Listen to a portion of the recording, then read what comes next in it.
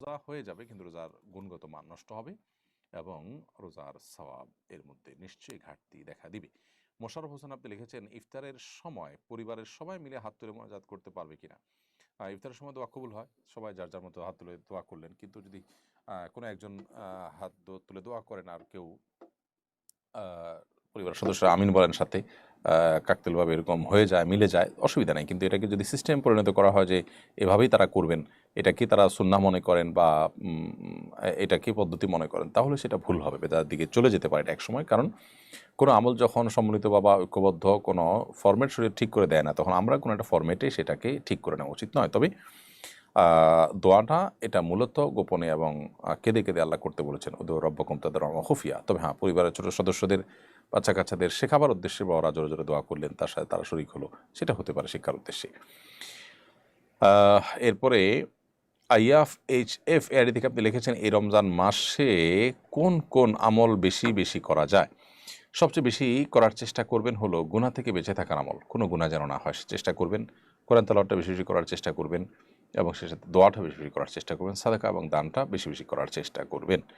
MD শিমুল হোসেন লিখেছেন, আমাদের মসজিদের ইমাম সাহেব খুব দ্রুত তারাবির নামাজ পড়ান, এটা কতটুকু শরীয়সম্মত? আমরা একটু আগে উত্তর দিয়েছি, আশা করি সেই প্রশ্নের মধ্যে আপনি উত্তর পেয়ে যাবেন। তারাবি খুব দ্রুত নামাজ পড়ানো উচিত নয়, ধীরে স্থিরতার সাথে তারাবি পড়ানো দরকার। এমডি ফখরুল ইসলাম লিখেছেন, তারাবির নামাজ 4 রাকাতের পরপর বিশেষ একটি দোয়া পড়া হয়, এটা পড়া জরুরি কিনা? না, ভাই ফখরুল ইসলাম, তারাবির নামাজের 4 রাকাতের পরপর যে দোয়া পড়া হয় এটার সাথে আসলে তারাবির কোনো সম্পর্ক নেই এবং এটা হাদিস দ্বারা সাব্যস্ত নয়।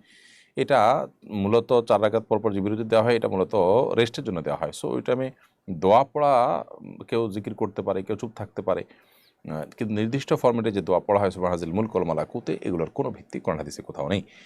মোহাম্মদপুরে এক নারী পাবলিক প্লেসে ধূমপান করেন, এক ব্যক্তি বিষয়টির প্রতিবাদ করেন, বিষয়টাকে একদল মানুষ নারী নিগ্রহ হিসাবে আখ্যা দেন। প্রসঙ্গে স্বরাষ্ট্র উপদেষ্টা জানান, পাবলিক প্লেসে নারী পুরুষ কারো ধূমপান করা উচিত নয়। বক্তব্যের প্রেক্ষিতে এক শ্রেণীর মানুষ স্বরাষ্ট্র উপদেষ্টার পদত্যাগ চান।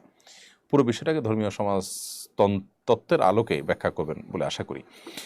দেখুন, নারীবাদ নিয়ে অতিরিক্ত আপনার যদি কচলানো হয়, তাহলে সেক্ষেত্রে মানে একটা ভালো জিনিসও কিন্তু খারাপে পরিণত হবে, যেটা আমাদের সমাজে বিভিন্ন ইস্যুতে আমরা দেখি যে হচ্ছে। যেখানে একজন ধূমপায়ীকে প্রকাশ্যে ধূমপান করছেন, পাবলিক প্লেসে কেউ প্রকাশ্যে ধূমপান করলে সেটা তো ইটসেলফ একটা অপরাধ। দ্বিতীয়ত হলো, আপনি যখন রোজাদারদের আনাগোনা আছে এরকম জায়গায় ধূমপান করছেন, তাহলে একজন মানুষ তিনি পান আহার করবেন না, ধূমপান করতে চান না, তাহলে তার রোজার কী অবস্থা হবে? তাকে আপনি ক্ষতি করছেন। তো এই জায়গা থেকে এটা তো অন্যায় সন্দেহাতীতভাবে।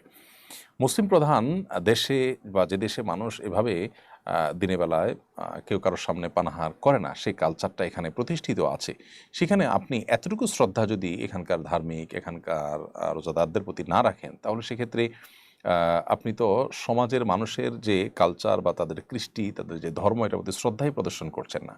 তো এই ধরনের অশ্রদ্ধা প্রদর্শনকারী মানুষ যারা আছে, তারা সমাজকে নানা সময় ছোটোখাটো ইস্যুকে অনেক বড় করে তারা অস্থিতিশীলতার দিকে নিয়ে যায়। স্বরাষ্ট্র উপদেষ্টা খুব সঠিকই বলেছেন এবং এক্ষেত্রে স্বরাষ্ট্র উপদেষ্টাকে আমাদের সমর্থন করা কর্তব্য। এবং যারা সীমা লঙ্ঘন করছেন, সমাজের খুবই সীমিত সংখ্যক মানুষ, তারা আমি আশা করব যাদের বোধোদয় হবে যে তারা কেউ যদি রোজা না রাখেন, সেটা একান্ত তার ব্যাপার, তিনি আল্লাহর সাথে বুঝবেন, কিন্তু প্রকাশ্যে অন্য রোজাদারদের সামনে অন্তত তিনি এই কাজটি করতে পারেন না। এটা তাদের যে রোজা সেটার প্রতি অশ্রদ্ধার শামিল, এবং রোজা রেখে তিনি ধূমপান আহার বর্জন করা তার জন্য ফরজ কর্তব্য করেছেন, আপনি তার সেই কর্তব্যে বাধা দিচ্ছেন, কোনো অবস্থাতে এটা গ্রহণযোগ্য হতে পারে না। এমডি শুভ এফআইডি থেকে লিখেছেন, আমার প্রচণ্ড কোমর ব্যথা 2 বছর ধরে। কোমর ব্যথার কারণে আমি সাধারণভাবে বসে নামাজ পড়তে পারি না, চেয়ারে বসে নামাজ পড়ি, আমার নামাজ হবে কিনা? কোমর ব্যথা যদি অনেক বেশি হয়, সীমাহীন হয়, তাহলে সেক্ষেত্রে আপনি চেয়ারে বসে নামাজ পড়ে নামাজ হয়ে যাবে। তবে যেটুকু দাঁড়াতে পারেন সেটুকু আপনার দাঁড়ানোর চেষ্টা করা উচিত। উইলিয়াম সোর্টস এই আদি থেকে আপনি লিখেছেন, জামাতে তারাবির নামাজ আদায় করার সময় সূরা ফাতিহার পর